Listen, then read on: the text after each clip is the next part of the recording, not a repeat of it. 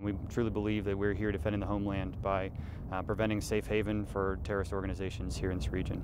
The training we get, the mission we're on, it's just, I feel like I'm actually doing something for my country. Two different soldiers, two different stories. Lieutenant Colonel Keith Benedict, he joined the military a month before 9/11. This is my 5th deployment, 4th to combat.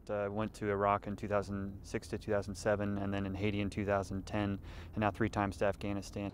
Private Brennan Bledsoe was 3 years old when the 9/11 attacks happened, now on his first deployment. This is what I signed up for. As long as I have a good head on my shoulders and I stay on my task and know what my job is, I'll be fine. These soldiers say they know what their mission is.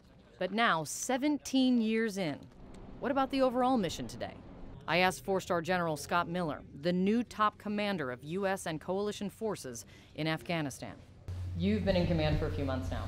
We've seen other top military officials offer their assessment that things here are essentially a stalemate. I want to know your assessment, though, of where things are right now. This fight will go to a political settlement. I mean, this is these are two sides that are fighting against one another, which neither one of them will achieve a military victory. At this stage, I like how the Afghan National Security Forces are performing. 17 years on, why is the United States still here? This is ultimately about national interest, not just for the United States, but it's vital national interest. 9/11, terrorist groups came from here, and today there's other terrorist groups that could affect external to Afghanistan and the homeland. Our exclusive sit-down came after General Miller briefed U.S. Ambassador to Afghanistan John Bass and Republican Senator Lindsey Graham on a trip there to visit the troops. Ambassador, if a political solution is the reality in the end, how do you get there? Well, we've got an opportunity today that we didn't have 6 or 12 months ago to see if it's really possible to achieve that political settlement that General Miller indicated is the only way this conflict ends.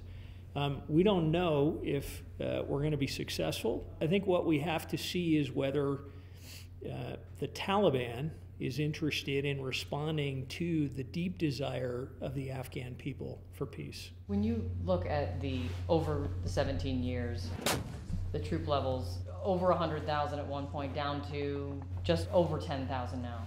Do you have enough? Can you be successful with the U.S. mission with even less troops? We have the resource we need. The Afghans, this is an Afghan fight.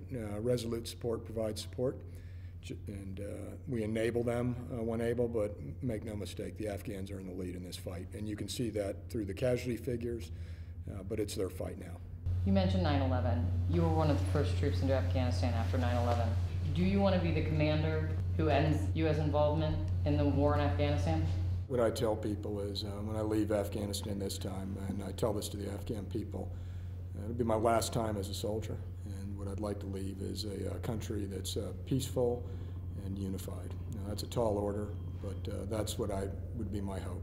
You have confidence you can accomplish that? We'll keep working at it. Again, we'll keep supporting the political process. We'll keep supporting the Afghan security forces, all designed to support the political process. And so I do see some pathways of hope. Until then, it's another holiday season with U.S. troops stationed in Afghanistan. Another holiday 14,000 service members are spending away from their families, like Major Isaiah Thomason, a father of 2 with twins on the way. What is it like being away for another holiday?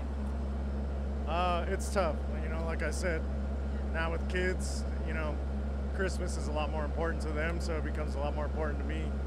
So missing their faces, you know, FaceTime helps a lot, but still you can't make up for it. How many Christmases have you been away from your family?